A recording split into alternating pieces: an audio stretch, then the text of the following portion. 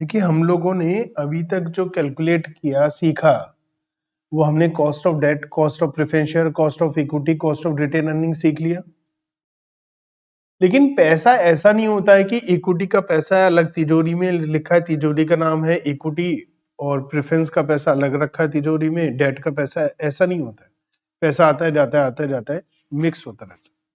तो जहां भी हम कहीं पैसा लगाते हैं तो मिक्सचर होता है, weighted average cost of capital. तो हमारे लिए अब एक कॉन्सेप्ट है ओवरऑल या weighted average cost of capital, जिसे हम K O, overall cost of capital, K O बोल देते हैं।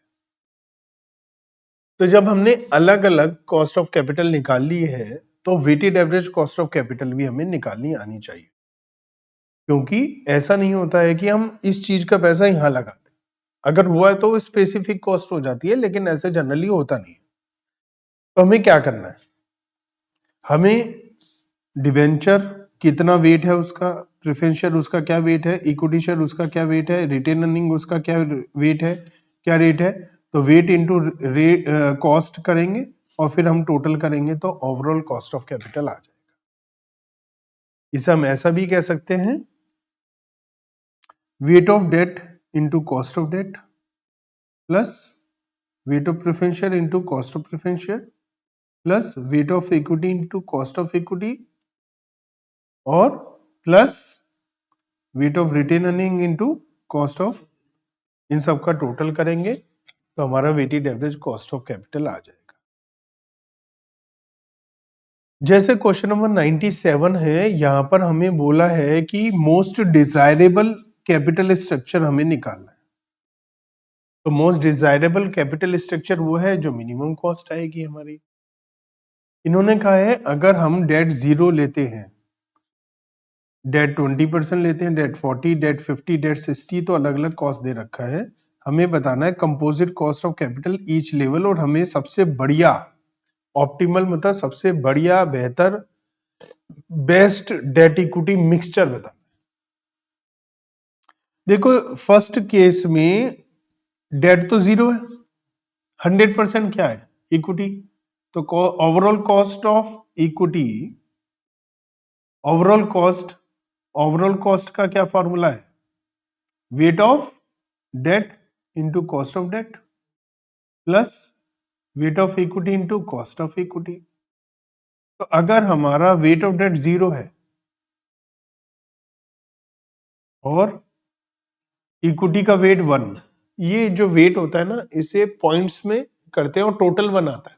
जैसे 20% डेट है तो 0.2 वेट डेट का, 0.8 वेट इक्विटी का, ऐसे। तो हमारा आंसर तो 15% ही आएगा।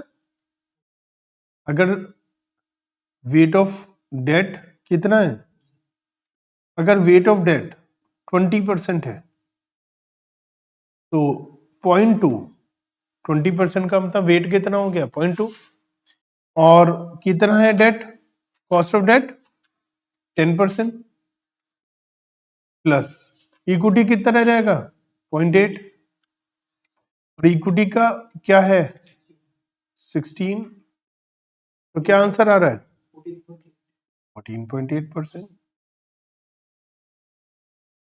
तीसरी सिचुएशन,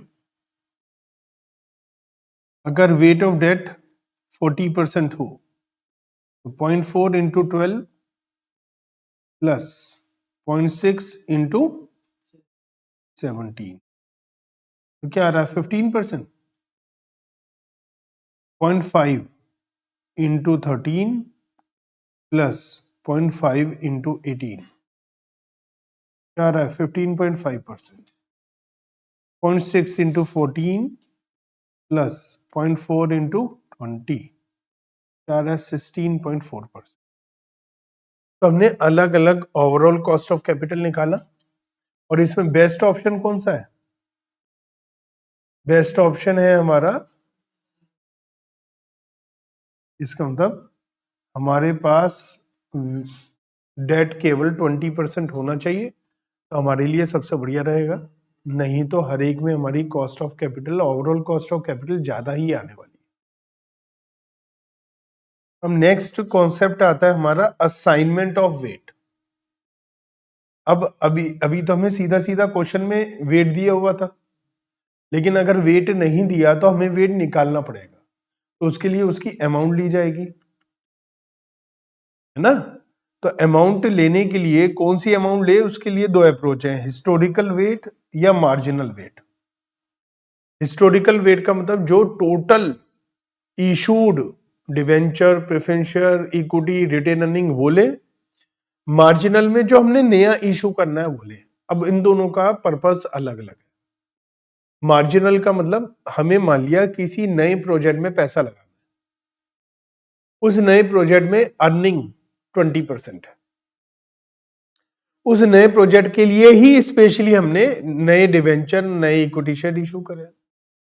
हम ये पता लगाना चाहते हैं कि इस पर्टिकुलर प्रोजेक्ट में पैसा लगाने के लिए जो पैसा आ रहा है डिवेंचर और इक्विटी मिक्स करके, उसकी कॉस्ट क्या आ रही है।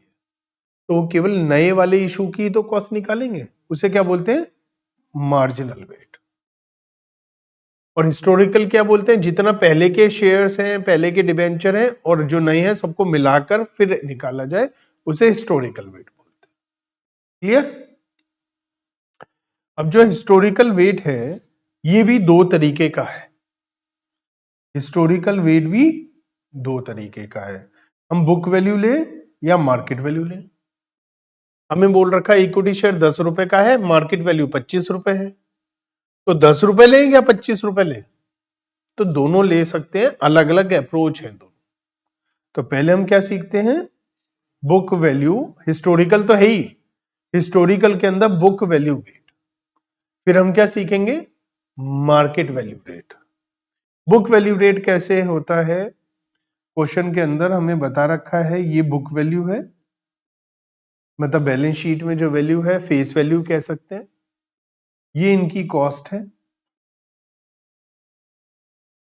तो आप जब क्वेश्चन करेंगे इन ये A1 2 3 ये तो एज इट इज नोट कर ही लेंगे, इसके बाद में और कॉलम बनाएंगे हम वेट का।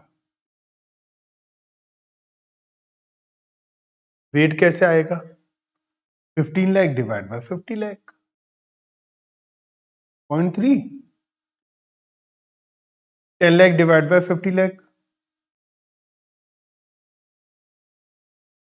और वेट का टोटल हमेशा बनाना चाहिए।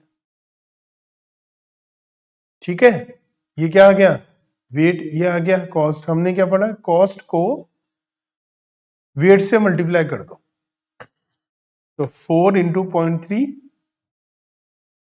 12 इंटू 0.2, 15 इंटू 0.2, 15 इंटू 0.3, टोटल ये हमारी के ओ है, overall cost of capital. Overall cost of capital कितनी आई, 11.1%। इसमें कोई डाउट है, कंफ्यूजन है तो बताइए, समझ में आता है, नोट कर लीजिए इसे।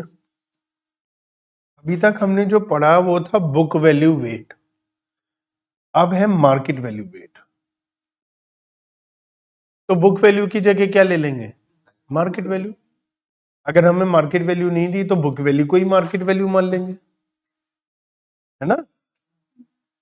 जैसे यहां पर क्वेश्चन नंबर 122 में बोला है कि कंपनी का वेटेड एवरेज कॉस्ट निकालिए, मार्केट वैल्यू को वेट लीजिए और बुक वैल्यू को, दो अलग अलग आंसर बताइए। तो जब मार्केट वैल्यू लेंगे तो इसके हिसाब से वेट निकाल लेंगे, बुक वैल्यू लेंगे तो इसके हिसाब से वेट निकाल लेंगे, आराम से क्वेश्चन सॉल्व हो जाएगा, दो आंसर आ जाएंगे। कोई डाउट है इसमें, ये तो इजीली हो जाएगा, कोई दिक्कत ही नहीं आएगी, है ना। क्वेश्चन नंबर 123, जो कॉन्सेप्ट समझाना है वो यहां पर आ रहा है। हमसे बोला है आंसर निकालिए weighted average cost of capital book value weight लेकर, कोई दिक्कत ही नहीं है, बुक वैल्यू दे रखी है ना। तो बुक वैल्यू को वेट लेंगे, हमारे हर एक कॉस्ट ऑफ कैपिटल दे रखी है, आंसर आ जाएगा। समस्या क्या है, हल्की सी समस्या ये है, दिक्कत ये है कि डिबेंचर की मार्केट वैल्यू होती है, प्रेफरेंस शेयर की मार्केट वैल्यू होती है, इक्विटी शेयर की मार्केट वैल्यू होती है, रिटेन अर्निंग की मार्केट वैल्यू नहीं होती। तो आप ये नहीं कह सकते कि रिटेन अर्निंग की मार्केट वैल्यू 1 लाख मान लेते हैं, उसको क्यों नहीं कह सकते, उसका रीजन बताता हूं। रिटेन अर्निंग क्या होती है? जो प्रॉफिट कमाया और बचा हुआ। अगर कोई भी कंपनी प्रॉफिट कमाती है तो उसका शेयर का प्राइस बढ़ता है या कम होता है? बढ़ता है। इसका मतलब जो शेयर का मार्केट वैल्यू है, इसके अंदर प्रॉफिट भी तो इंक्लूड होता है।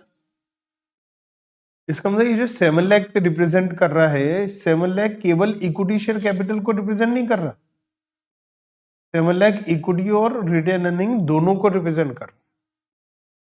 तो मार्केट वैल्यू में आपको बस एक इस बात का ध्यान रखना है कि जो इक्विटी शेयर की मार्केट प्राइस होगी, उसके अंदर इक्विटी शेयर कैपिटल की फेस वैल्यू और रिटेन अर्निंग दोनों होगा।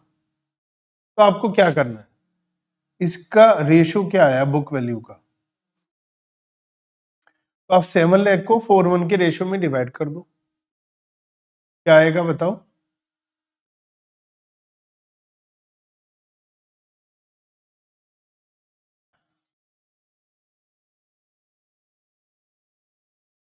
फाइव लाख और,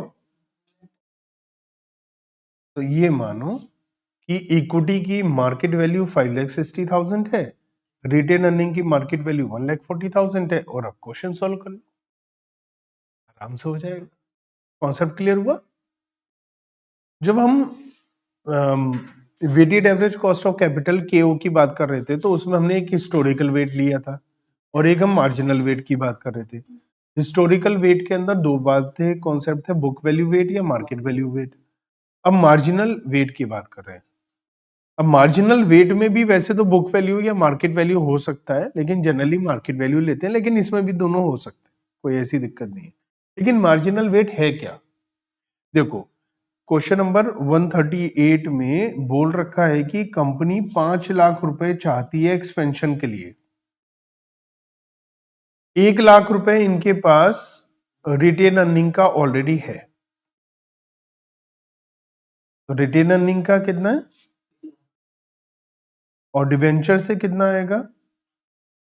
3 लाख। और प्रेफरेंस शेयर से कितना आएगा? कंपनी के पास ऑलरेडी कुछ इक्विटी शेयर वगैरह होंगे, प्रेफरेंस शेयर होंगे, डिवेंचर होंगे, उनकी बात नहीं कर रहे, जो नया इशू कर रहे हैं इसकी बात कर रहे हैं। अब इसी का वेट लेकर के इसको करोगे तो ये मार्जिनल वेट आंसर आ जाएगा। जैसे ये लेना है, टोटल कितना हो गया, वेट कितना आएगा? 0.2, 0.6, 0.2। Cost of capital retain earning की कितनी दी है? 13%। डिवेंचर की कितनी दी है? 5%। प्रेफरेंस शेयर की कितनी है? 10%। तो ये कितना होगा? 2.6। ये और ये टोटल 10.6%। आंसर आ गया। तो मार्जिनल वेट में जो नया इशू कर रहे हैं केवल उसी उसी की कॉस्ट निकालनी, पुराने की नहीं। ठीक है ना?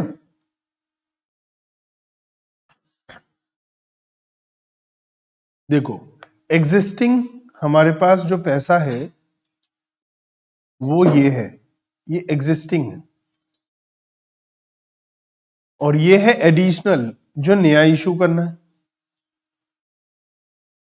है ना? हमसे बोला है वर्कआउट द मार्जिनल कॉस्ट, तो ये निकालेंगे, इसको हमें नहीं लेना, छूना भी नहीं है इसको, बस मार्जिनल वेट निकालना है तो इसको ले लेंगे। समझ में आती है बात? तो ये था पूरा का पूरा कॉन्सेप्ट हमारा weighted average cost of capital का।